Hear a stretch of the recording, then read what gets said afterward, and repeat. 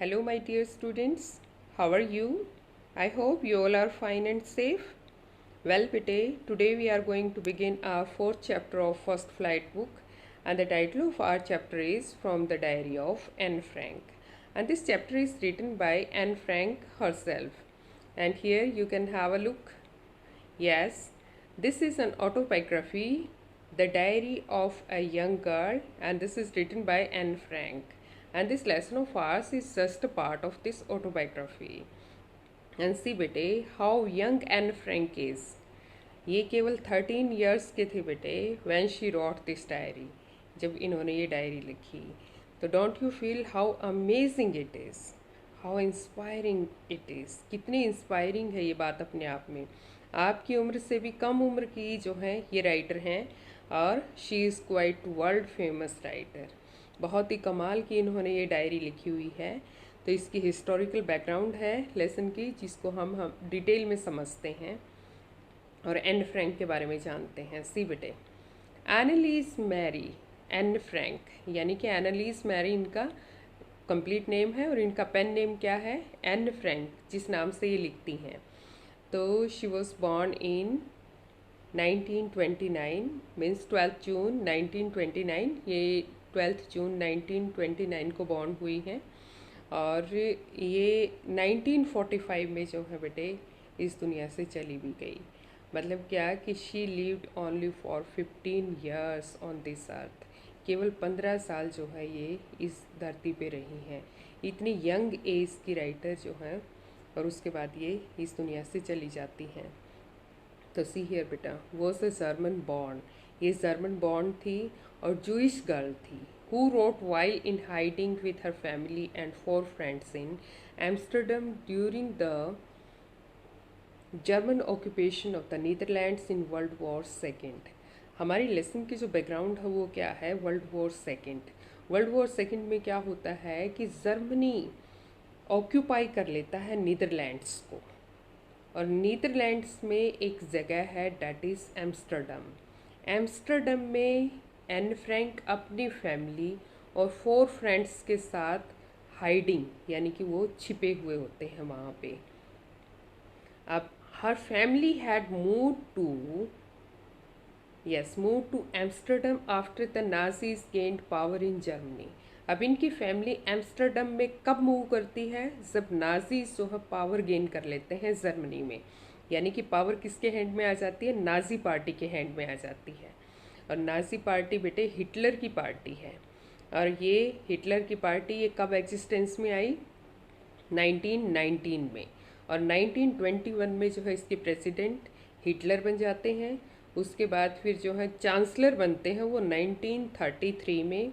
और 1945 तक जब सेकेंड वर्ल्ड वॉर में जब वो एक तरीके से डिफीट हो जाते हैं, हार जाते हैं और एक तरीके से वो मर भी जाते हैं, तो उसके बाद ये पार्टी जो है ख़त्म होती है. बीच में जिस तरीके के टॉर्चर जो हैं जूइस के अगेंस्ट हिटलर ने किए वो बहुत हॉरिफिक है, बहुत ही हॉरिबल हैं, डरावने, जिनको हम कहते हैं हॉलोकॉस्ट. यानी कि 6 मिलियन पीपल को उन्होंने मार डाला. रीजंस क्या थे, ऐसा कैसे हो सकता है कि एक पर्सन जो है वो इतना क्रूअल हो सकता है, इतनी हेट्रेड हो सकती है उसके हार्ट में किसी एक स्पीसीज को लेके, वाई. तो ये क्वेश्चन आप लोगों के लिए है बेटे. अब आप ये टास्क है आपका या होमवर्क समझिए. आप हिटलर के बारे में और जानेंगे, उसको सर्च आउट करेंगे कि ऐसे क्या रीजंस थे. देखिए मैं अच्छे से जानती हूँ रीजंस क्या थे, लेकिन आप बच्चे इसको और ज़्यादा जानेंगे और ज़्यादा समझेंगे और फिर आप लोगों को जो है ऑनलाइन सेशन में, ऑनलाइन क्लास में जो है ये क्वेश्चन फिर डिटेल में आप लोगों से जो है पूछा जाएगा, तो आप इसकी को सर्च करने वाले हैं. वेल, आगे देखिए. Yes, Nazis gained power in Germany but were trapped when the Nazis occupation extended the Netherlands. अब नाजीज ने जर्मनी में क्या किया, अपनी पावर को गेन करने के बाद इन्होंने एक्सटेंड करना शुरू कर दिया. यानी कि कॉलोनीज़ को क्या करना शुरू कर दिया इन्होंने, बनाना. एक तरीके से अपने आप को एक्सपेंड करने लगे, कॉलोनीज़ बनाने लगे. जिस तरीके से ब्रिटिशर्स जो हैं उन्होंने इंडिया को क्या बनाया था, कॉलोनी बनाया था. उपनिवेशवाद जिसको कहते हैं, एक्सपेंशनिज्म में वो बिलीव करने लग गए. तो वो नीदरलैंड पे भी उन्होंने क्या किया, कब्जा किया। और नीदरलैंड्स में ही एम्स्टर्डम था जहाँ पे ये छिपते हैं। As persecutions against the Jewish population increased, और जिसकी वजह से परसिक्यूशंस, टॉर्चर्स जो हैं वो बढ़ गए ज्यूइश पॉपुलेशन के against. The family went into hiding in July 1942 in hidden rooms in her father's Otto Frank's office building. तो देखिए क्या होता है कि इनके फादर का नाम था ओटो फ्रैंक, और वहाँ पे छिप जाते हैं ये उनकी ऑफिस की बिल्डिंग में जुलाई 1942 में, वहाँ रूम्स में। आफ्टर 2 years इन हाइडिंग, तो बेटा इमेजिन करिए 2 years, 2 साल ये डिटेंशन में रहते हैं, वहाँ छुपे रहते हैं। द ग्रुप वॉज बिट्रेड, मतलब दे वर फाउंड आउट, अब उनको ढूंढ लिया जाता है। And transported to the concentration camp system, तो इनको कहाँ ट्रांसपोर्ट किया जाता है, कहाँ सेंड किया जाता है, कॉन्सेंट्रेशन कैंप्स में, जो उन्होंने अपने कॉन्सेंट्रेशन कैंप बना रखे थे नाजी पार्टी ने।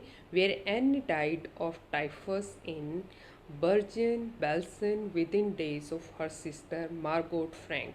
तो बेटे वहीं पे जो है एन फ्रैंक की डेथ हो जाती है। टाइफस नाम का एक फीवर था, ये बैक्टीरिया, कुछ इंसेक्ट्स वगैरह होते हैं उनके काटने से एक फीवर होता है, और उसके बाद इनकी डेथ हो जाती है बर्जन बेल्सन नाम की एक जगह पर। इनकी सिस्टर मार्गोट फ्रैंक की भी उन्हीं दिनों डेथ हुई थी, और उनकी सिस्टर के बाद जो है इनकी डेथ हो जाती है। Her father Otto the only survivor of the group, इनके फादर ओटो जो है वो के अकेले सर्वाइवर हैं, अकेले ज़िंदा रहते हैं। And return to Amsterdam after the war ended, फिर ये एम्स्टर्डम जो है लौट के आते हैं जब वॉर जो है एंड हो जाता है। To find that her diary had been saved, तो वहाँ आके इनको पता चलता है कि इनकी डायरी जो है वो सेफ थी। And convince that it was a unique record, अब ये कन्विंस थे इस बात को लेके कि उनकी डायरी जो है एन फ्रैंक की वो अपने आप में एक यूनिक रिकॉर्ड था। He took action to have it published in England under the name the diary of a young girl. तो बेटा ये क्या करते हैं, इनकी बेटी की ये डायरी जो है वो पब्लिश कराते हैं, जिसका टाइटल जो है वो क्या दिया जाता है, the diary of a young girl, एक यंग गर्ल की diary. The diary was given to Anne Frank for her 13th birthday and chronicles the events of her life from 12 June 1942 until its final entry of 1 August 1944। तो ये diary जो है वो Anne Frank को उनके 13th birthday पर एक तरीके से दी गई थी। और एंड क्रॉनिकल्स, उसमें क्रॉनिकल्स थे, डिटेल थी, हिस्ट्री आप कहिए, स्टोरी कहिए उसकी, तो वो इवेंट्स की, उसकी लाइफ की कब से कब तक थी, 12 जून 1942 से लेके अंटिल इट्स फाइनल एंट्री। तो फाइनल एंट्री जब एन फ्रैंक ने इसमें डाली थी वो 1 अगस्त 1944 की थी। तो it was eventually translated from its original Dutch into many languages. तो बेटे ये जो लिखी थी इन्होंने एन फ्रैंक ने, तो ओरिजिनल लैंग्वेज जो थी वो डच थी इसकी, वो इंग्लिश में नहीं लिखी गई थी। उसके बाद में ये ट्रांसलेट की गई काफ़ी सारी लैंग्वेजेस में and became one of the world's most widely read book. और आज ये पूरी दुनिया में पढ़ी जाती है और बहुत वाइडली पढ़ी जाती है। They have also been there have also been several films, television and theatrical productions. इतना ही नहीं है, बुक फॉर्म में ही नहीं है ये, इसके अलावा कई फिल्में बन चुकी हैं, टेलीविज़न पे आ चुकी हैं इनकी स्टोरी, और थिएटर में ड्रामा फॉर्म में भी जो है इनकी ये बुक जो है, ये डायरी जो है वो एक तरीके से पब्लिश हो चुकी है, वहाँ भी इसकी प्रोडक्शन जो है वो है।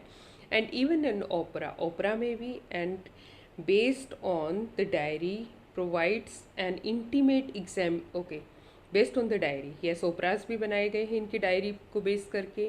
Described as the work of a mature and insightful mind, तो इसमें डिस्क्राइब किया गया किस तरीके से, आप देखिए 13-14 साल का एक बच्चा जो है वो कितना मेच्योर लिखता है, एंड इंसाइटफुल माइंड कितना एक गहराई से लिखती हैं वो। And yes, and the diary provides an intimate examination of daily life under Nazi occupation। अब डायरी में एंट्री कैसे की जाती है, डेली लिखी जाती है डायरी, हम अपने बारे में जो है कुछ ना कुछ पूरे दिन के इवेंट्स जो हैं वो लिखते हैं, तो वो नाजी ने किस तरीके से ऑक्यूपाइड किया था एक किसको, नीदरलैंड्स को, यानी कि एम्स्टर्डम को, वहाँ के कंप्लीट एरिया को, तो वो उसके बारे में बहुत डिटेल में इंटीमेट डिटेल जो है डेली की लिखती हैं। Anne Frank has become one of the most renowned and discussed of the Holocaust victims. अब एन फ्रैंक वो सबसे ज़्यादा रिनाउंड फेमस और बहुत ही ज़्यादा डिस्कस्ड की जाने वाली इनकी ये बुक है जिसमें हॉलोकॉस्ट विक्टिम्स के बारे में लिखा हुआ है। हॉलोकॉस्ट क्या होता है बेटे? मैसेकर, यानी कि मैसिव डिस्ट्रक्शन, जब बहुत ज़्यादा लोगों को एक साथ जो है किल किया जाता है, तो एक साथ लोगों को टॉर्चर किया जाता है। इस हद तक उनको मारा गया था कि उनकी एश भी जो है, एशिस भी, उनकी राख तक जिसको हम कहते हैं वो भी नहीं बची थी। नामो निशान मिटा दिया गया था। कितना? 6 मिलियन लोगों का। इमेजिन करिए कि कितना हार्ड और क्रूअल फेस था वो हिस्ट्री का। तो लोगों ने कितनी यातनाएं, कितने टॉर्चर्स जो है, कितना डिस्ट्रक्शन जो है वो देखा है। तो यहाँ देखिए आप, यस, लुक हियर,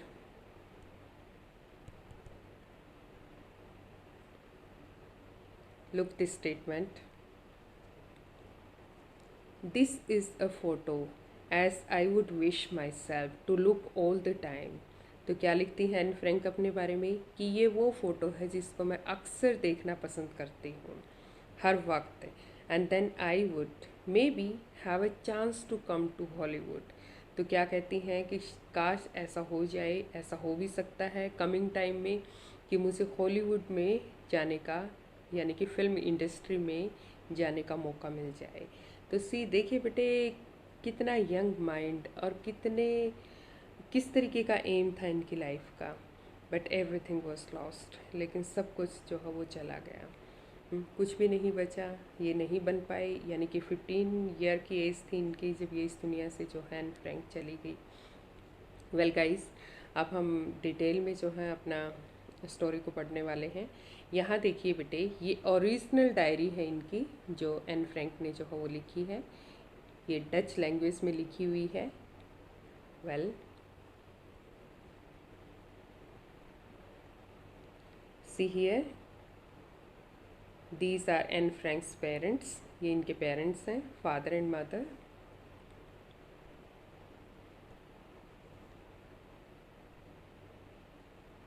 ये इनकी कंप्लीट फैमिली है, इनके फादर, मदर, एल्डर सिस्टर और एन फ्रैंक हरसेल्फ।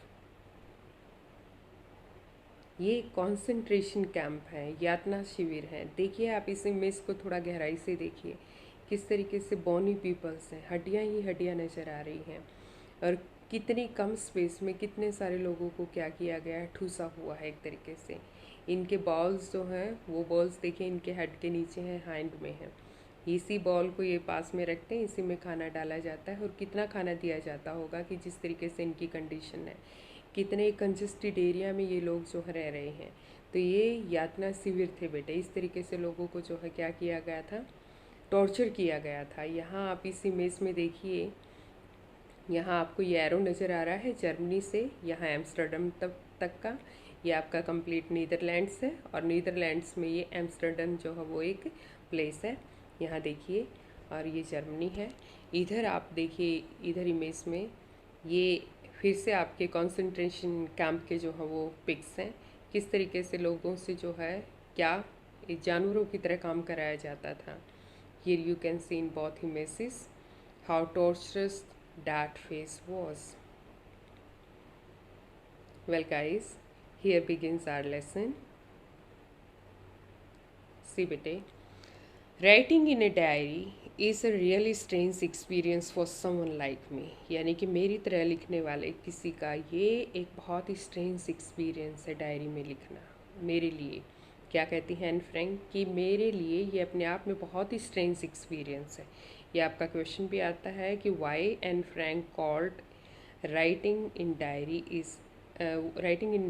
ए स्ट्रेंज एक्सपीरियंस। क्यों इसको वो स्ट्रेंज एक्सपीरियंस कहती हैं? तो आप आगे जो है इसका आंसर जो है वो पढ़ने वाले हैं बेटे। Now only because I have never written anything before. Not only because, केवल ऐसा नहीं है कि मैंने पहले कभी कुछ नहीं लिखा इसलिए मेरे लिए स्ट्रेंज अद्भुत एक्सपीरियंस है, but also because it seems to me that later on neither I nor anyone else will be interested in the musings of a 13-year-old school girl. तो क्या कहती हैं क्यों है इनके लिए स्ट्रेंज एक्सपीरियंस? इनका ये मानना है कि बाद में क्या होगा, ना तो मैं ना कोई और इंटरेस्ट लेगा। एक 13 ईयर ओल्ड लड़की, और वो भी स्कूल गोइंग है, उसकी म्यूजिंग्स में, म्यूजिंग्स क्या होता है बेटे, उसकी इंटरेस्टिंग इंटरेस्टिंग छोटी छोटी बातों में, यानी कि थॉटफुली जो लिखी हुई चीज़ें हैं, रिफ्लेक्टिव माइंड में उसके जिस तरीके की थॉट्स आइडियाज़ जो हैं वो आते थे, उसको क्या कहा है इन्होंने, म्यूजिंग्स। तो वो उनमें कोई इंटरेस्ट नहीं लेगा, मैं भी नहीं लूँगी, कोई और भी नहीं लेगा। ओ वेल इट डजेंट मैटर। फिर क्या कहती, चलो कोई बात नहीं, छोड़ो, ये मैटर नहीं करता। आई फील लाइक राइटिंग, मुझे लग रहा है ना कि मुझे लिखना चाहिए। That's why I am writing, इसलिए मैं लिख रही हूँ। And I have an even greater needs to get all kind of things off my chest.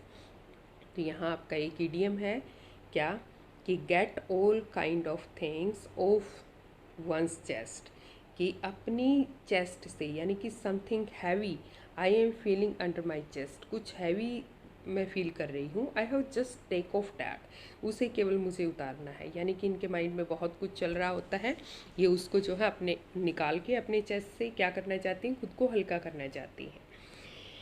Well, paper has more patience than people. I thought of this saying on one of those days when I was feeling a little depressed. क्या कहती हैं कि ये saying, ये कहावत के बारे में वो सोचती हैं कि paper has more patience. Paper के पास ज़्यादा पेशेंस होता है, धैर्य होता है देन पीपल, लोगों की बजाय। और कहते हैं कि इस सेइंग को मैं अक्सर सोचती थी उन दिनों में जब मैं बहुत थोड़ा सा लिटिल डिप्रेस्ड क्या होता है, थोड़ा सा परेशान जो है अपने आप को महसूस करती थी, डिस्ट्रेस्ड महसूस करती थी। एंड वो sitting at home with my chin in my hands, और मैं अपने घर पे अपने हैंड्स में लेके अपनी चिन को जो है, अपने दोनों हाथों से अपनी चिन को इस तरीके से पकड़ के आराम से जो है, और बहुत ही डिस्ट्रेस्ड तरीके से जो है वो बैठी हुई होती थी, तब बोर्ड, बड़ा बोर फील करती थी। एंड लिस्टलेस मीन्स हियर, ये आपका गिवन है बेटा, इसका मीनिंग जो है विद नो एनर्जी और इंटरेस्ट, यानी कि ना तो मैं अपने अंदर कोई एनर्जी महसूस करती थी, ना कोई इंटरेस्ट था मेरा किसी भी चीज़ में, बहुत ही बोरिंग लाइफ थी।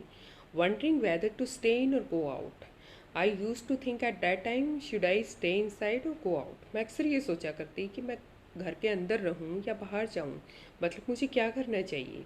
आई finally stayed where I was, then finally he took decision to stay inside. आखिर में क्या, फिर ये डिसाइड करती हैं कि उसको घर ही रहना है। ब्रूडिंग मीन्स डीप थिंकिंग, बहुत गहराई से सोचना। Yes, paper does have more patience. तो फिर इनको लगता है, रिपीट करती हैं बेटा उसी लाइन को, कि हाँ पेपर के पास ज़्यादा धैर्य है। क्यों, you can write anything whatever comes in your mind on paper, but paper never makes any sort of objection, paper never raises any question. Paper में आप जो मर्जी आता है, जो आपके मन में आता है वो सब आप लिख सकते हैं, लेकिन पेपर कभी भी आवाज़ नहीं उठाता, कभी भी ये नहीं कहता कि no don't write any more stupid things on me, कभी नहीं कहता ना। वेल, तो इसलिए क्या कहती हैं कि जो भी माइंड में आता है पेपर में लिखते रहो, यानी कि ये वाकई में पेशेंस है पेपर के पास से। And since I am not planning to let anyone else read this stiff packed notebook grandly refer to as a diary. तो कहती हैं कि और मैं वाकई में ये भी प्लानिंग कर रही थी, since I am not planning, मैं ये प्लानिंग भी नहीं कर रही थी कि कोई जो है इस स्टिफ बैक्ड नोटबुक को जो है पढ़ने वाला है। तो यहाँ देखो बेटे, इमेज में देखिए, स्टिफ बैक्ड, ये डायरी है इनकी। तो किटी ये इसका नाम देती हैं, you will see further in the lesson. Stiff back, ये जो बैक है डायरी की वो कैसी है, स्टिफ्ट होती है, काफ़ी हार्ड होती है। क्यों, क्योंकि कार्डबोर्ड गत्ते से बनी हुई होती है, तो इसलिए क्या कहती हैं, ये स्टिफ्ट बैक्ड डायरी कहती हैं इसको। और ये आपका एक 1 मार्क का क्वेश्चन जो है वो पूछा भी जाता है कि एन फ्रैंक जो हैं, how does he refer her diary, वो अपनी डायरी को किस नाम से रेफ़र करती हैं, कैसे रेफ़र करती हैं। तो उसको क्या कहती हैं, stiff backed notebook, grandly refer to as the diary, जिसको मैं डायरी रेफ़र करती हूँ।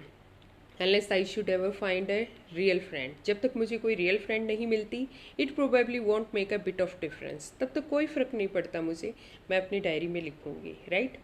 Now I am back to the point that prompted me to keep a diary in the first place, I don't have a friend. अब question ये है कि Anne Frank जो हैं वो डायरी में क्यों लिखती हैं, why did she write in a diary. क्या कहती हैं ये कि पॉइंट ये है, now I am back to the point, point मेरा ये था कि that prompted me, prompted means provoked, means tempted, यानी कि ये टेम्प्टेड होती हैं, इनको ये लालायित होती हैं डायरी को रखने के लिए फर्स्ट नंबर पे। ऐसा क्यों? क्योंकि ये क्या समझती हैं कि she doesn't have any friend, कि इनकी कोई फ्रेंड नहीं है। वेल, नेक्स्ट पैराग्राफ देखिए, let me put it more clearly. चलिए और क्लियरली आपको बता देती हूँ। Since no one will believe that a 13-year-old girl is completely alone in the world, कि कोई बिलीव नहीं करेगा ये कि केवल महज 13 साल की लड़की जो है वो भी अकेली है पूरी दुनिया में। एंड आई एम नॉट, और मैं अकेली हूँ भी नहीं। क्यों? I have loving parents and a 16-year-old sister. मेरे लविंग बहुत प्यार करने वाले पेरेंट्स हैं, 16-year-old मेरी सिस्टर हैं, and there are about 30 people I can call friends. और यहाँ पे 30 पीपल्स हैं, 30 लोग हैं जो जिनको मैं अपने फ्रेंड्स कॉल कर सकती हूँ। आई हैव अ फैमिली, मेरी अपनी पूरी फैमिली है। Loving aunts and a good home, बहुत प्यार करने वाली आंटीज़ हैं, बहुत प्यारी प्यारी, एंड गुड होम, बड़ा प्यारा सा घर है। तो फिर अकेली कैसे हो सकती हूँ मैं? I have, okay, no, on the surface I seem to have everything. Surface level पे तो ऐसा लगता है कि जैसे मेरे पास सब कुछ है, except my one true friend, केवल एक मेरे पास ट्रू फ्रेंड नहीं है, सच्चा फ्रेंड जो है वो नहीं है। All I think about when I am with friends is having a good time, the only thing she thinks about all the time, केवल एक ही चीज़ के बारे में वो अक्सर सोचती रहती है, कि वो क्या, कि इसके पास जो है अच्छा टाइम स्पेंड करने के लिए कोई बेस्ट फ्रेंड नहीं है। I can't bring myself to talk about anything but ordinary everything things. कहते I can't bring myself to talk, अक्सर जो है मैं हमेशा ऐसे ही कुछ भी ऑर्डिनरी बातों को लेके किसी के साथ बात नहीं कर सकती। We don't seem to be able to get any closer, इसीलिए क्या होता है कि मैं अपने थॉट्स, अपने आइडियाज़ जो मेरे माइंड में आते हैं वो मैं किसी के सामने रिवील नहीं कर सकती, शेयर नहीं कर सकती।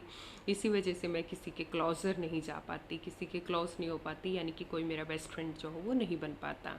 एंड दैट्स द प्रॉब्लम, यही मेरे साथ प्रॉब्लम है। बहुत कैजुअली, जिस तरीके से एक 12-13 साल का बच्चा बात करता है, in the very same manner she is talking here. Maybe it's my fault that we don't confide in each other. तो लगता है मुझे ये मेरा ही फॉल्ट है कि मैं कन्फाइड नहीं कर पाती। Confide means to tell personal things privately to a person that one trust. अब आप जिस किसी में ट्रस्ट करते हैं तो आप पर्सनल चीज़ें जो हैं जब उसके सामने जो है रिवील करते हैं तो उसको हम क्या कहते हैं, कन्फाइड करना। तो इसीलिए कन्फाइड नहीं कर पाती अपनी पर्सनल चीज़ें किसी के सामने। In any case that's just how things are, और किसी भी केस में देखो तो चीज़ें इसी तरीके से हैं। And unfortunately they are not liable to change, और अनफॉर्चुनेटली यानी कि दुर्भाग्य से मुझे क्या लगता है कि they are not liable means likely, they are not likely to change, possibility भी मुझे नहीं नज़र आती कि वो चेंज होने वाली है। And this is why I have started the diary, और इसलिए क्या किया इन्होंने, डायरी लिखना शुरू किया। तो बेटा यदि हम लॉन्ग क्वेश्चन को भी देखें, एक लॉन्ग क्वेश्चन जो है आपका आता है एन फ्रैंक से, and why Anne Frank started writing a diary. तो यह आपका कंप्लीट यहाँ से यहाँ तक, इसमें कंप्लीट पैराग्राफ में जो है यहाँ तक आपका क्या गिवन है, ये आपका लॉन्ग आंसर जो है गिवन है। वेल, सी फर्दर, यहाँ पे ओरल चेक हैं आपके, ओरल कॉम्प्रिहेंशन क्वेश्चन हैं, quite easy ones. As usual, you have to attempt these questions by yourself, and we will discuss these questions later on in online class. See further bete. Since no one would understand a word of my stories to Kitty if I were to plunge right in, कहते since no one would understand, और जहाँ तक मुझे लगता है कि कोई भी जो है अंडरस्टैंड करने वाला नहीं है मेरी जो ये स्टोरीज़ हैं जो मैंने किटी में लिखी हैं। और if I were to plunge right in, plunge means directly dive करना, यानी कि मैं डायरेक्टली जो है इस पॉइंट के ऊपर आ जाऊं, यानी कि डायरेक्टली आप अभी से लिखना शुरू करूं, तो शायद मेरी किटी यानी कि मेरी डायरी को कोई नहीं समझ पाएगा। I would rather provide brief sketch of my life. तो मुझे थोड़ा सा ब्रीफ डिटेल तो अपनी लाइफ के बारे में देनी पड़ेगी। Much as I dislike doing so, और वैसे भी मुझे अच्छा भी नहीं लग रहा, यानी कि मैं डिसलाइक करती हूँ, एक तरीके से हेट करती हूँ अपने बारे में कुछ बताना। तो सी हियर, इस तरीके से बात कर रही हैं और फिर ये अपनी लाइफ के बारे में जो यहाँ पे ब्रीफ स्केच जो है वो हमें देने वाली है, अपनी थोड़ी सी डिटेल देंगी यहाँ पे। लुक एट बेटे, my father the most adorable father. मेरे फादर मोस्ट एडोरेबल क्या होता है? Lovable, cute, sweet, lovely. मेरे फादर जो हैं वो बहुत प्यारे हैं। आई हैव एवर सीन, जो अभी तक मैंने देखा, यानी कि किसी के भी फादर इतने प्यारे नहीं होंगे, ये कहना चाह रहे, बहुत प्यारे हैं। And didn't marry my mother, इन्होंने मेरी माँ से शादी नहीं की थी until he was 36 and she was 25। और जब तक मेरे फादर 36 के एज के नहीं हो गए और मेरी मदर जो है वो 25 की, जब तक दोनों ने जो है वो शादी नहीं की थी। आप क्वेश्चन क्या है कि when Anne Frank's parents got married. अब ये कब इनकी शादी हुई? When his father was at the age of 36 and his mother was at 25। तो इनकी शादी जब फादर इनके 36 के थे, मदर 25 की थी, तब हुई। And my sister Margot. And what is the name of Anne Frank's sister? Yes, it is Margot. Was born in Frankfurt in Germany in 1926। इनकी सिस्टर जो है फ्रैंकफर्ट में जर्मनी में पैदा हुई थी, बॉर्न हुई थी 1926 में। आई वॉज बॉर्न ऑन 12 जून 1929। और ये कब बॉर्न हुई? 12 जून 1929 को। I lived in Frankfurt until I was 4। बेटे ये फ्रैंकफर्ट में जब तक ये 4 साल की थी तब तक रही। My father immigrated to Holland in 1933। अब इनके फादर जो है वो कहाँ इमिग्रेट हो गए, कहाँ चले गए? हॉलैंड में 1933 में। इमिग्रेटेड क्या होता है बेटे? When you leave your country to leave somewhere else. जब आप अपने प्लेस को क्या करते हैं? लीव करते हैं। क्या करने के लिए? टू लीव समवेयर एल्स, कहीं और रहने के लिए, तो उसको क्या कहते हैं? इमिग्रेटेड। इन्होंने क्या किया? जर्मन को छोड़ के फिर ये हॉलैंड में चले जाते हैं 1933 में। And my mother Edith Hollander Frank went with him to Holland in September. इनकी मदर ने भी फॉलो किया इनके फादर को। सितंबर में इनकी मदर इनके फादर के पास चली गई। While Margot and I was sent to Aachen to stay with our grandmother. फिर इनको और इनकी सिस्टर को Aachen, it's a name of city in Germany, तो वहाँ पे इनको भेज दिया गया इनकी दादी माँ के साथ रहने के लिए। अब मार्गोट वॉन्ट टू हॉलैंड इन दिसंबर। अब मार्गोट भी चली गई हॉलैंड में ही इनके पेरेंट्स के पास दिसंबर में। And I followed in February. और ये अपने पेरेंट्स के पास कब जाती हैं? फेब्रवरी में। When I was plunk down on the table as a birthday present for Margot. और इनको क्या किया गया था? इनको जो है plunk down means put down in a casual way, इनको टेबल के नीचे छुपा दिया गया था। ये मार्गोट का बर्थडे था और बर्थडे प्रेजेंट जो है वो इनकी सिस्टर को दिया गया था।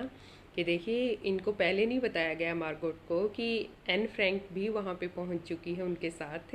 तो क्या किया गया? इनको टेबल के नीचे छिपा दिया गया और इस मार्गोट को जो है वो बर्थडे प्रेजेंट मिला, सरप्राइज गिफ्ट मिला अपनी सिस्टर को पाके। Well, I started right away at the Montessori school, nursery school. तो बेटे मॉन्टेस्ट्री क्या होता है? ये छोटे बच्चों का नर्सरी स्कूल होता है। यहाँ पे आप इमेज में जो है वो देख सकते हैं इस तरीके से, ये आपका नर्सरी स्कूल है। I stayed there until I was 6। तो वहाँ पे ये अपने पेरेंट्स के साथ हॉलैंड में कब तक रहती हैं? जब तक ये 6 ईयर्स की होती हैं। Eight which time I started in the first form. First form means first class. तो वहाँ पे ये फर्स्ट क्लास में एडमिशन लेती हैं। In the 6th form my teacher was Mrs Kuperus the head mistress. ये आपका इम्पॉर्टेंट क्वेश्चन है। कॉम्प्रिहेंशन पैराग्राफ में भी जो है ये पूरा पैराग्राफ कॉम्प्रिहेंशन पैसेज में भी आता है बेटे। Who was Mrs Kuperus? Mrs Kuperus कौन थी? He was the head mistress, वो हेड मिस्ट्रेस थी in Anne Frank school, Anne Frank के स्कूल में। At the end of the year, we were both in tears as we said a heart-breaking farewell. तो बेटे क्या कहना चाह रही हैं यहाँ पे? एंड में ईयर के ये दोनों टीयर्स में फट पड़े थे जब इनकी ये एक हार्ट ब्रेकिंग फेयरवेल थी इनकी, यानी कि जब ये सेपरेट हुए तो दोनों बहुत बुरे तरीके से रोए थे, इनकी हेड मिस्ट्रेस भी और एन फ्रैंक भी। यानी कि इनकी बॉन्डिंग जो हो बहुत गहरी हो गई थी, एक दूसरे को बहुत प्यार करने लगे थे। In the summer of 1941 grand माँ फेल इल। अब गर्मियों में 1941 में ग्रैंड माँ जो है वो बीमार हो जाती हैं इनकी दादी माँ। And had to have an operation, इनका ऑपरेशन करना पड़ता है. So my birthday passed with little celebration, तो इनका बर्थडे जो हो वो बहुत कम सेलिब्रेशन हो पाता है उस पर. एंड ग्रैंड माँ डाइड इन जनवरी 1942, और इनकी दादी माँ जो हो वो जनवरी 1942 में इस दुनिया से चली जाती हैं. No one knows how often I think of her, कोई नहीं जानता है कि मैं उनके बारे में कितना सोचा करती. एंड स्टिल लव हर, कितना मैं उनको अभी भी प्यार करती थी. This birthday celebration in 1942 was intended to make up for the other, and the grandma's candle was lit along with the rest. तो ये जो बर्थडे सेलिब्रेशन था इनका जब 1942 में आया तो उसको मेकअप किया गया. किसके लिए? फॉर द अदर, यानी कि फॉर द अदर कौन सा? 1941 में जो सेलिब्रेट किया गया था, यानी कि वो उसमें बहुत अच्छे से नहीं सेलिब्रेशन हुआ था तो उसका मेकअप कर दिया गया, यानी कि और अच्छे से सेलिब्रेट किया गया और दादी माँ के नाम की कैंडल भी जो है वो जलाई गई. And the four of us are still doing well, अभी हम फोर यानी कि इनके मदर, फादर, इनके सिस्टर और ये हम सब ठीक ठाक चल रही थी हमारी life. And that brings me to the present date of 20 June 1942. तो बेटे ये वो डेट है अब जिस दिन ये अपनी डायरी को लिखना शुरू करती हैं, 20 जून 1942. ये भी आपका 1 मार्क का क्वेश्चन पूछा जाता है. You will keep this date in your mind. And the solemn dedication of my diary, solemn होता है सेक्रेट, मीन्स सीरियस, बहुत ही सीरियस डेडिकेशन था इनका, समर्पण था. तो किससे? अपनी डायरी के प्रति. ये आपके ऑरल क्वेश्चन है 2. You will attempt this question. See further. यहाँ इनकी डायरी शुरू होती है. डियरेस्ट किट्टी, अभी अपनी किट्टी को एड्रेस करती हैं क्योंकि इनकी ये बेस्ट फ्रेंड है, that's why dearest Kitty. Our entire class is quaking in its sports, अभी अपनी क्लासरूम का सीन बता रही हैं कि इनकी पूरी क्लास जो है वो क्वैकिंग कर रही थी. Quaking means shaking with fear and nervousness. पूरी इनकी क्लास शेक कर रही थी, हिल रही थी मानो फियर में, बहुत ही नर्वस थे पूरी क्लास के बच्चे. और इन बोट्स मीन्स अपने पैरों की इनकी चहलकदमी जो है वो चल रही थी रूम में. The reason of course is the forthcoming meeting in which the teachers decide who will move up to the next form and who will be kept back. अब रीज़न क्या था कि नेक्स्ट मीटिंग में teachers जो हों वो ये decide करने वाले थे कि कौन से बच्चे नेक्स्ट फॉर्म में जाएंगे, नेक्स्ट क्लास में, और किनको जो है वो क्या किया जाएगा, कैप्ट बैक, पुरानी यानी कि पिछली क्लास में ही रखा जाएगा. यानी कि इनका रिजल्ट ए था, रिजल्ट आने वाला था. अब क्या होता है कि half the class is making bats, अब आधी क्लास क्या कर रही होती है, बैट लगा रही होती है. Zien and I laugh ourselves silly at the 2 boys behind us. अब Zien इनके फ्रेंड है कोई, तो वो और आई यानी कि खुद एंड फ्रैंक ये लाफ, ये हंसती हैं. ourselves अपने आप में ये हंस रहे थे. सिली क्योंकि 2 बच्चे थे इनके पीछे, 2 बॉयज़ थे, बहुत ही सिली, बहुत ही स्टूपिड बातें कर रहे थे. Zien और Jacques who have staked their entire holiday savings on their bet. Stacked क्या होता है? Put something at risk. आप रिस्क पे जब आप लगाते हैं कुछ, तो इन दोनों बॉयज़ ने क्या किया हुआ था, अपनी हॉलीडेज़ की सारी सेविंग्स, सारी बचत को किस पे, स्टेक पे, दाव पे लगा रखा था इन्होंने. और फ्रॉम मॉर्निंग टू नाइट, सुबह से लेके रात तक वो क्या बातें करते रहते हैं. It's you are going to pass, तुम पास होने वाले. नो आई एम नॉट, नहीं मैं नहीं होने वाला. यस यू आर, हाँ तुम पास हो जाओगे. नो आई एम नॉट, नहीं मैं नहीं होऊंगा. यानी कि इन दोनों को जो है क्लियर ही नहीं है. एक कहता है कि तुम पास हो जाओगे, दूसरा कहता है नहीं, तो उसको फिर दूसरे वाला कहता है कि तुम पास हो जाओगे. ही सेज नो, कि नहीं मैं भी नहीं होऊंगा. इस तरीके से बेटे तो क्या होता है कि even G's pleading glances and my angry outbursts can't calm down them. अब जी जो इनकी फ्रेंड थी वो भी प्लीडिंग एक तरीके से यूँ देखती है, भाई चुप हो जाओ, बहुत हो गया है, बहुत बातें कर रहे हो आप दोनों चुप ही नहीं हो रहे हो. और माई एंग्री आउटबर्स्ट यानी कि मुझे बड़ा गुस्सा आया हुआ था, मैं बड़े गुस्से में उनको देख रही थी, लेकिन फिर भी हम दोनों के अटैम्प्ट्स जो हैं उनको काम डाउन नहीं कर पाती, यानी कि वो चुप नहीं होते वो दोनों बच्चे. इफ़ यू आस्क मी, यदि आप मेरे से पूछते हैं, तो there are so many dummies that about a quarter of the class should be kept back. तो हमारी क्लास में इतने डमीज, इतने स्टूपिड बच्चे थे कि मुझे लगता है कि क्वार्टर मीन्स 1/4 तो हमारी क्लास को कैप्ट बैक होना ही नहीं होना चाहिए, यानी कि उनको डिटेन कर दिया जाना चाहिए, उनको पास आगे करना ही नहीं चाहिए. But teachers as the most unpredictable creatures on earth, लेकिन टीचर्स जो हैं उनके बारे में कोई भविष्यवाणी नहीं की जा सकती। इस तरीके के क्रिएचर्स हैं अर्थ पे, वो कब क्या डिसीजन लेते हैं नो वन नॉस। वेल बेटे आगे देखिए, आई am not so worried about my girl friends and my self. मैं अपनी गर्ल फ्रेंड्स के बारे में और अपने बारे में बिल्कुल भी क्या नहीं थी, चिंतित नहीं थी। विल मेक इट, हम तो पास हो ही जाएंगे। The only subject I am not sure about is maths. केवल एक सब्जेक्ट था जिसके बारे में मैं बिल्कुल श्योर नहीं थी, डैट वॉज मैथ्स। एनीवे चलो फिर भी, all we can do is wait, whatever what we can do at that moment, that was only wait ही करना था, और दैट आई वॉज डूइंग, और वो मैं कर रही थी।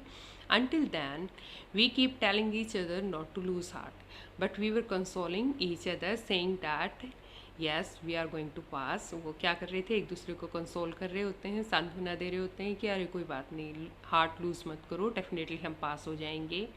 इसी तरीके से आप बच्चों भी बात करते हैं, right. I get along pretty well with all my teachers. मेरी अच्छी खासी बनती थी सारे टीचर्स के साथ, मैं ठीक ठाक थी, यानी कि मैं गुड बुक्स में थी।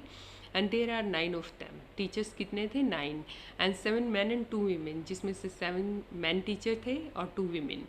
एंड मिस्टर किसिंग या किजिंग, इट डिपेंड्स ऑन बेटे क्या हम इसको प्रोनाउंस करते हैं, but I am pronouncing here kissing.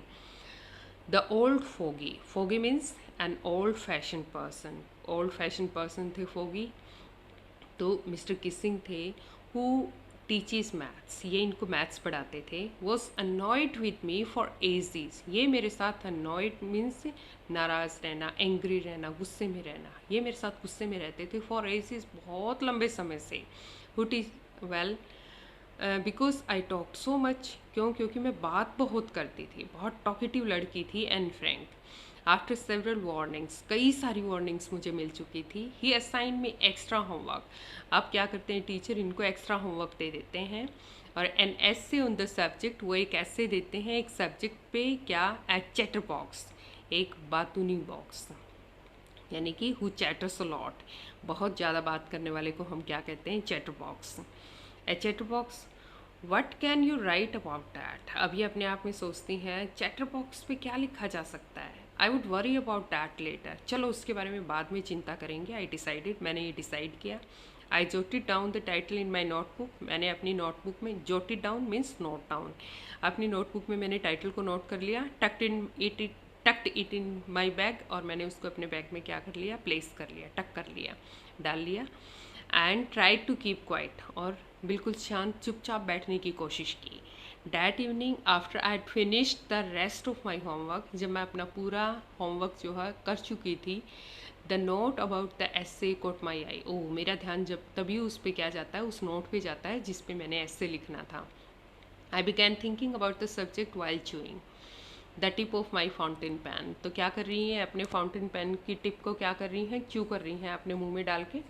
और उसी टाइम जो है इनको क्या ध्यान आता है कि इन्होंने जो है क्या करना है, अपना यस ऐसे लिखना है बेटे। और tip of the fountain pen था इनके मुंह में, उसको ऐसे ये च्यू करते हुए, यानी कि इस तरीके से जो एक थिंकिंग मोड होता है बच्चों का, उस तरीके से ये थी। Well anyone could ramble on, yes, and leave big spaces between the words. Anyone could ramble on means talk or write aimlessly for long, यानी कि इस तरीके के टॉपिक पे कोई भी रैम्बल ऑन कर सकता है, कुछ भी बात कर सकता है, कुछ भी लिख सकता है। And leave big spaces between the words के बीच में बड़े बड़े स्पेस छोड़ के। But the trick was to come up with convincing arguments to provoke the necessity of talking। लेकिन बात ये नहीं थी कि महज लिखने के लिए मुझे लिखना था, बात ये थी कि मुझे कुछ ऐसा कन्विंसिंग आर्गूमेंट्स डालने हैं, मीन्स किसी ऐसी स्टेटमेंट जो हो वो देनी है, in such a manner that people believe in, कि कुछ ऐसा लिखना है जिसमें लोग वाकई में यकीन कर पाएँ कि हाँ, यानी कि मैं अपनी बात को प्रूव कर पाऊँ। Means to be talkative is also a nice thing, ये प्रूव करना चाहती थी कि बातूनी होना भी अपने आप में बहुत अच्छी चीज़ है, बहुत अच्छी बात है। Well okay, I thought and thought, मैंने सोचा, बहुत सोचा। And suddenly I had an idea, एक आइडिया जो है वो क्या हुआ, स्ट्रक हुआ इनके माइंड में। I wrote the 3 pages Mr Keesing had assigned me. कहते हैं जो टॉपिक इनको दिया था मिस्टर किसिंग ने, इसमें इन्होंने 3 पेजेस लिखे एंड वॉज सेटिस्फाइड, और बहुत सेटिस्फाइड थी। I argue that talking is a students trait. क्या आर्गूमेंट देती हैं कि टॉकिंग करना वो स्टूडेंट का ट्रेट क्या होता है, क्वालिटी होता है। And that I would do my best to keep it under control. हालांकि मैं बहुत कोशिश करूँगी, अपना बेस्ट दूंगी कि मैं इसको क्या कर पाऊँ, कंट्रोल कर पाऊँ, यानी कि मैं ज़्यादा टॉकिंग जो हो वो ना कर पाऊँ। But that I would never be able to cure myself of the habit since my mother talked as much I did, if not more. देखिए किस तरीके की एक आर्गुमेंट देती हैं बेटे यहाँ पे। कहते हैं I would never be able to cure myself. अपने आप को मैं क्योर तो नहीं कर सकती, इसका कोई इलाज नहीं है मेरे पास इस हैबिट का। क्यों? क्योंकि मेरी मदर जो है वो इतना ही बात करती हैं। इतना नहीं करती तो कम से कम जितना मैं करती हूँ उतना तो करती ही है। And that there's not much you can do about inherited traits. Inherited traits means qualities, physical or mental, that one gets from one's parents. यानी कि जो क्वालिटीज़ आप अपने पेरेंट्स को से इनहेरिट करते हैं, लेते हैं, उनको हम क्या कहते हैं, इनहेरिटेड ट्रेट्स कहते हैं। और ये तो मुझे जो है एक तरीके से वंशानुगत यानी कि अपने पेरेंट्स से मिली है, ये क्वालिटी मेरी माँ से मिली है, मेरी मदर से। तो मैं इसमें कुछ नहीं कर सकती। I am helpless here, I can't stopping my self talking. मैं अपने आप को रोक नहीं सकती। इस तरीके का आर्ग्यूमेंट्स जो हो ये यहाँ देती हैं। Mister Keesing had a good laugh at my arguments. Mister Keesing को भी जो है काफ़ी हंसी आती है मेरे इन आर्ग्यूमेंट्स पे। But when I proceeded to talk my way through the next lesson, लेकिन जब मैंने प्रोसीड करना शुरू किया, यानी कि नेक्स्ट लेसन जब टीच किया जाना शुरू किया, तो फिर से मैं बातें करने लगी। ही असाइंड मी अ सेकेंड ऐसे। तो यहाँ पे टीचर ने फिर से सेकेंड ऐसे इनको दिया। This time it was suppose to be on an incorrigible chatterbox. और टाइटल क्या दिया आपकी बार टीचर ने, an incorrigible. Incorrigible means something that can not be corrected और a bad quality means something that can not be set right. कोई ऐसी चीज़ जिसको कोई सही नहीं कर सकता, फिक्स नहीं कर सकता, करेक्ट नहीं कर सकता, यानी कि चैटर बॉक्स। मैं इस तरीके की बातूनी लड़की थी, means it has become a bad quality of mind. कितनी बुरी क्वालिटी ये मेरे अंदर हो चुकी थी कि मैं अपने आप को इनकॉरिजिबल यानी कि मैं अपने आप को करेक्ट नहीं कर सकती थी। ऐसा टाइटल था ये कि एन इनकॉरिजिबल चैटर बॉक्स, एक ऐसा बातूनी जो अपने आप को स्टॉप नहीं कर सकता बात करने से। तो इस पर लिखना था अब इनको। आई हैंडेड इट इन, तो उसको मुझे हैंडेड इन कर दिया गया। And mister Keesing had nothing to complain about the 2 whole lessons. फिर आई हैंडेड इट इन, मैंने उसको लिख के जो है इस टॉपिक को फिर मिस्टर किसिंग को दे दिया। और फिर 2 लेसन्स तक मिस्टर किसिंग ने कोई भी कंप्लेन जो है यानी कि टीचर ने कोई कंप्लेन नहीं की। However during the 3rd lesson he had finally had enough. लेकिन तीसरे लेसन के बाद टीचर का पारा हाई हो गया और वो कहते हैं इनफ इज़ इनफ, बहुत हो गया। यानी कि फिर भी मैं I wasn't able to stop myself to talk a. अब ये अपने आप को रोक नहीं पा रही थी, फिर भी बातें करती रहती हैं। टीचर क्या कहते हैं, Anne Frank as punishment for talking in class write an essay entitled quack quack quack said mistress chatterbox. फिर क्या कहते हैं कि एन फ्रैंक पनिशमेंट फिर से तुम्हें दी जा रही है क्लास में इतनी ज़्यादा बातें करने के लिए। राइट एन ऐसे, एक ऐसे और लिखेंगे आप एंटाइटल, जिसका टाइटल क्या होगा, क्वैक क्वैक क्वैक और सेड मिस्ट्रेस चैटरबॉक्स। चैटरबॉक्स ऐसे कहती हैं। मिस्ट्रेस कौन है, एक तरीके से जो हम मालकिन जिसको कहते हैं वो एन फ्रैंक है। और वो पूरा टाइम क्या करती रहती हैं, क्वैक क्वैक क्वैक, काय काय काय काय, बतख जिस तरीके से बोलती रहती है तो वो। वेल द क्लास रॉट, यानी कि पूरी क्लास में जो है एक तरीके से पूरा शोर शराबा हो जाता है, सारे बच्चे हंसना शुरू कर देते हैं। Here you can see in the image everybody is laughing at Anne Frank और teacher is in complete mood of rebuke.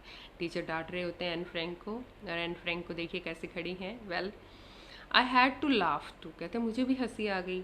दो I would nearly I had yes, though I had nearly exhausted my ingenuity on the topic of chatterboxes. अब हालांकि मैंने जो exhausted means drained हो चुकी थी, मैं completely खाली हो चुकी थी। क्या, ingenuity मेरी, ingenuity क्या होता है, originality and inventiveness, यानी कि original ideas जो हैं इस टॉपिक पे चैटर बॉक्स पे मेरे ऑलमोस्ट ख़त्म हो चुके थे। It was time to come up with something else. अब समय था कि कुछ और लिखा जाए, समथिंग ओरिजिनल, कुछ ओरिजिनल लिखा जाए। And my friend Sanne who is good at poetry, इनकी फ्रेंड पोइट्री में बहुत अच्छी थी Sanne, offer to help me write the essay from beginning to end in verse, and I jumped for Joy.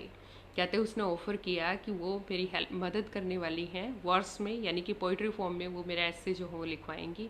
और Anne Frank jumped out of Joy, और Anne Frank जो हो वो जंप करने लगी बेटे खुशी के मारे।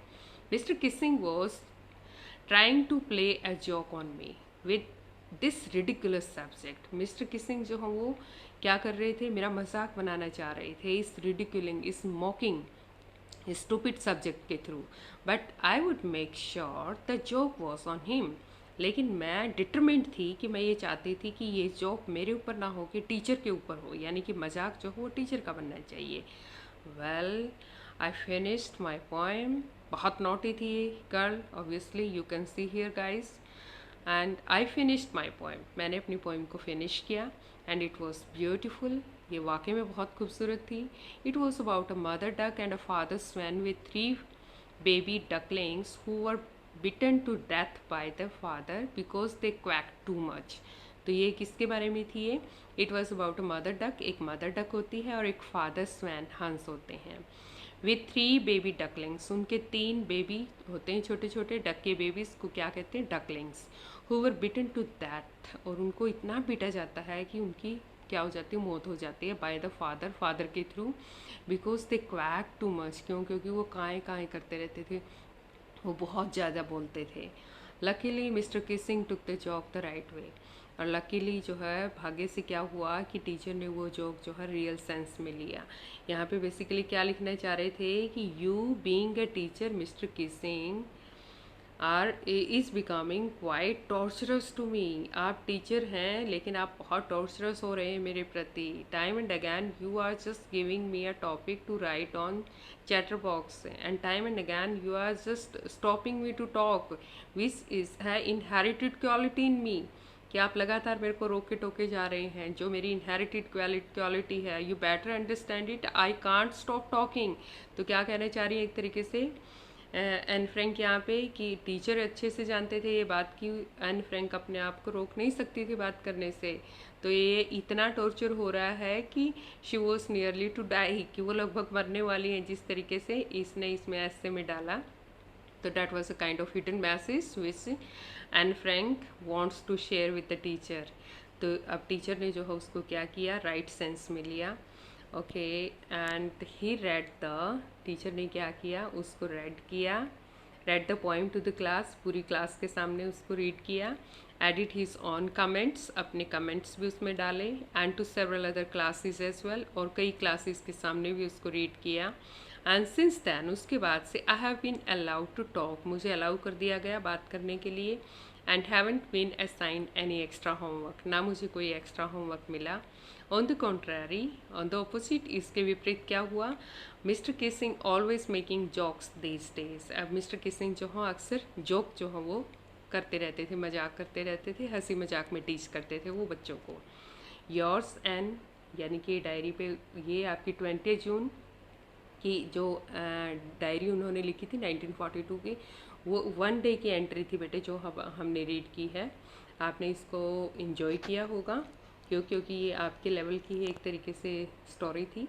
और extracted from the diary of young girl की डायरी से ये एक्सट्रैक्ट किया गया है विथ स्लाइट अडेप्टेशन, हल्की फुल्की यहाँ पे थोड़ी बहुत इसमें चेंजेस जो हैं वो डाले गए हैं। ये आपके oral check, oral comprehension questions हैं, and you will attempt these questions by yourself. Well guys, it was an interesting story। और बेटे जैसे कि मैंने आप लोगों को कहा था कि you have to know about more Hitler के बारे में आपने क्या करना है, और ज़्यादा जो है उसको सर्च करना है, उससे रिलेटेड जो है चीज़ों को सर्च आउट करना है, सीखना है। Well guys, have a nice day, have a nice time, enjoy yourself, but don't stop working hard. सख्त मेहनत करते रहना है, पढ़ते रहना है। Why? Because hard work is the only key to success बेटे।